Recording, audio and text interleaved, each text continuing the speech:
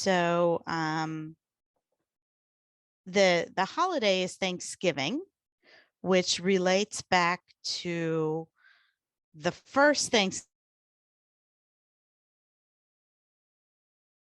which is where the British colonists were basically having a feast in gratitude with the Native Americans because the natives had taught them how to plant and harvest, and they had a wonderful harvest thanks to the natives. To most Americans, the Pilgrims of Plymouth, Massachusetts are the iconic inspiration for today's Thanksgiving feast. After the winter of 1620 killed almost half of their people, A foreign power took control of China. Who were they?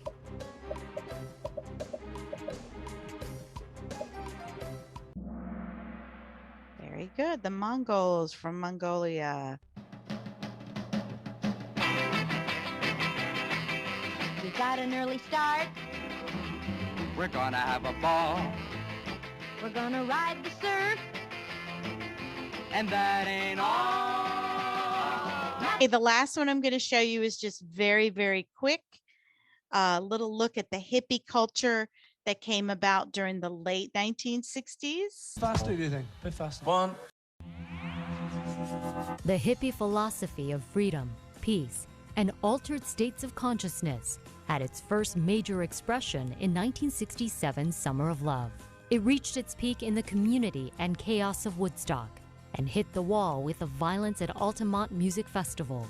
So, when you think that that changes, like from the beach party time to the hippie movement was less than 10 years, many would have agreed that it was the biggest decade of change that we had in the United States.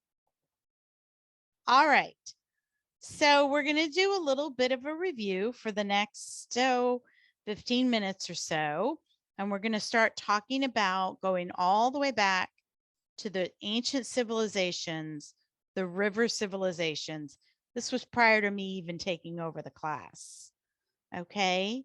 So the very first one that we're going to look at is Mesopotamia, which was the area in between the Tigris and the Euphrates River. This is what we now know as the Middle East.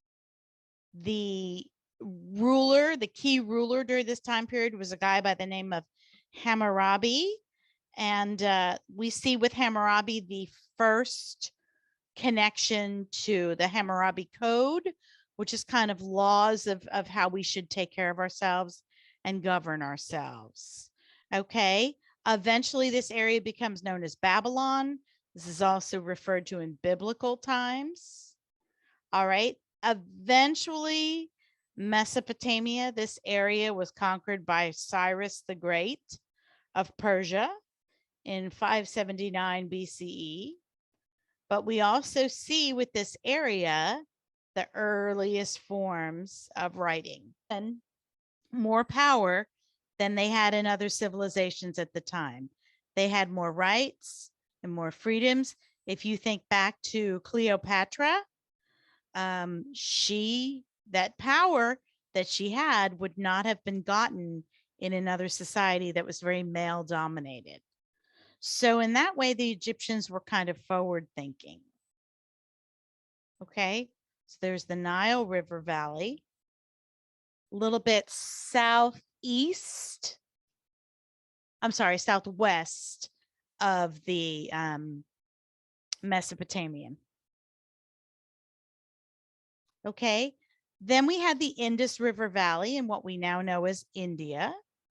Now, this civilization was larger than